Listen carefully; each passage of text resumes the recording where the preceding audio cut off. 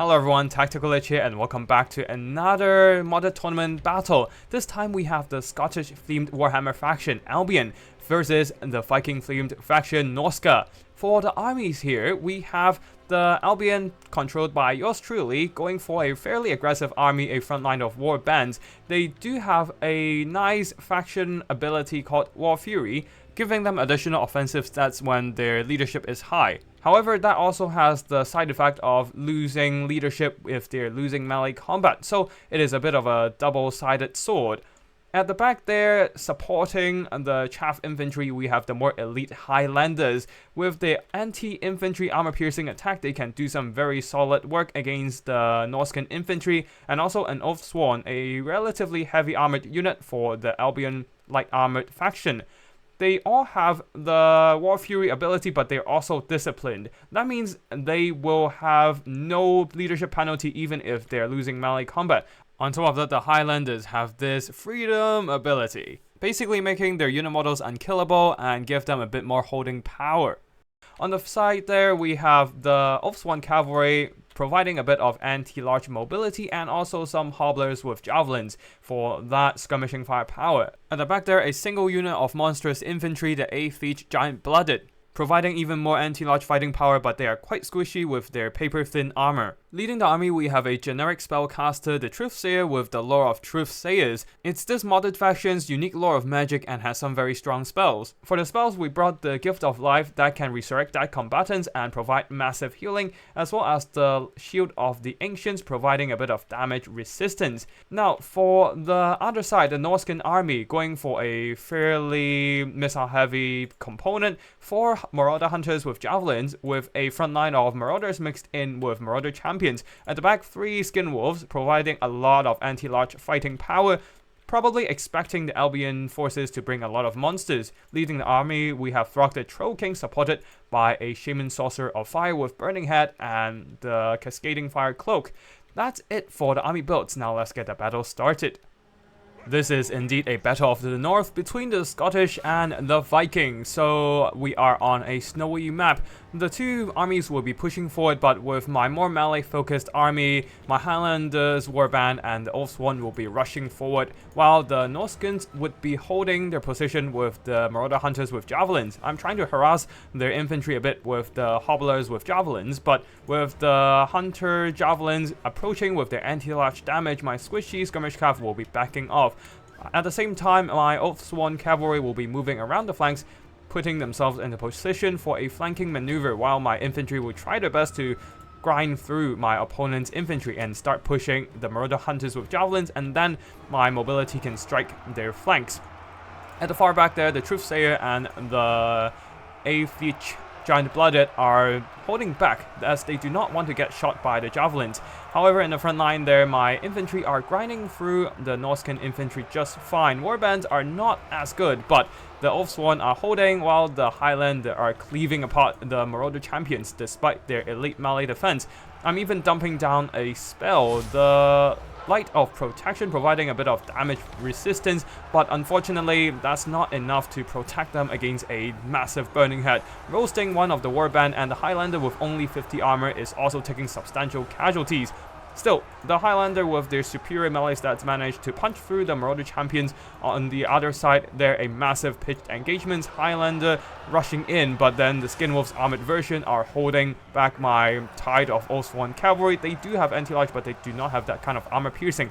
I'm trying my best to push the javelins with my Highlanders, but this is not enough just yet. Warbands are pushing in while javelins are providing fire support, and my warband that has routed off is regrouping, coming back with the 8th Giant Blooded, going after the Marauder Hunters with javelins, as a lot of my resources have been tied down by the Skinwolves on each flank.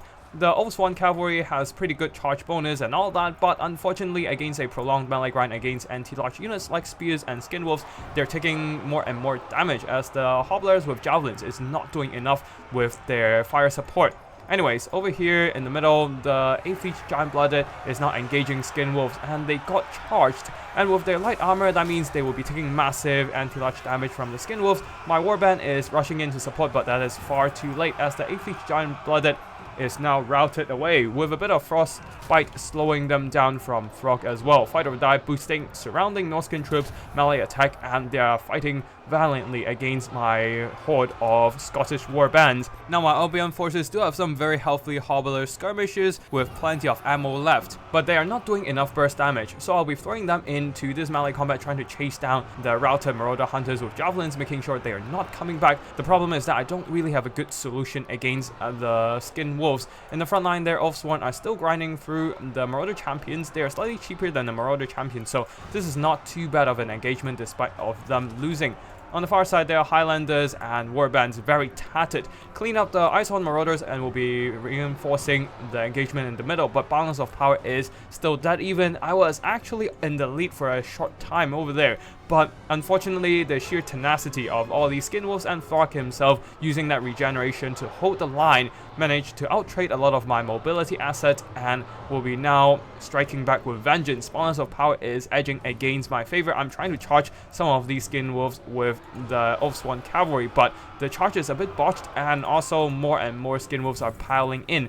The Oathsworn cavalry has 80 armor, but that is just not quite enough to deal with all these skin wolves surrounding them, and they will be promptly beaten down. I'm trying to rush in my warband and Highlanders to cleave apart these Marauder hunters with javelins, but a burning head roasting 2 of my units. The Highlanders receiving some healing with the Gift of Life, which can also boost their unit models as they are resurrecting that combatants. But unfortunately, that is just not enough, as the Marauder champions and the Marauder hunter with javelins are overwhelming my position. A lot of my forces are breaking at this point. I still have some mobility on the side, cleaning up the stragglers of the Marauder hunters and other Norscan elements, but at this point it is just far too little and too late. As the Highlanders are breaking, I'm trying to fight the skin wolves, but they still have 21 models. They're receiving quite a bit of damage from the anti-large charge of the Oathsworn, but army losses is hit, and that is the Vikings' victory. GG to my opponent, the Phoenix King here. For the army performances here, the Oathsworn cavalry actually didn't trade that well in melee against the Norscan armored skin wolves. A lot of their charge bonus was mitigated by the skin wolves' heavy armor plus physical resistance, and on top of that, whatever damage they dealt was healed up by the skin wolves' regeneration. So their work wasn't exactly excellent in the game. For the Highlanders, one of them didn't do much damage, the other though earned back their value and then some more, though the Oathsworn didn't really outtrade the Marauder champions simply because the Marauder champions are superior in terms of fighting power, and the 8th Leech Giant Blooded is definitely a not good pick in this matchup due to all the anti-large available to the Norscan army. For the Hobblers with javelins, they didn't do much damage either due to all the armor on the Norscan side, and the warbands, they're just chaff, so not much to say about them. As for the Norscan army here, Phoenix King having some really good picks. Definitely predicted my rather light armored composition here with the Fire Saucer burning down all my warbands, and the infantry here, the Marauder champions, holding out fairly well against my rather chaffy front line. One of the Highlanders was able to trade well against them, but the other not so much, especially when showered by javelins due to their lack of armor. The javelin hunters did some pretty good work over the course of the game, and the carrier of the Norscan army, the Viking skin wolves, especially the armored version, giving them more holding power in melee, and then the anti-large counterpunch grind through a lot of my mobility and monsters. As for the hero here, Throg didn't really do much damage as most of the damage were dealt by the skin wolves. That's it for today's battle. I hope you all enjoyed this modded tournament action, and if you want to see more Total War Warhammer multiplayer action, be sure to subscribe to my channel. Thank you for watching, and I'll see you in the next one. Tactical Lich, signing out.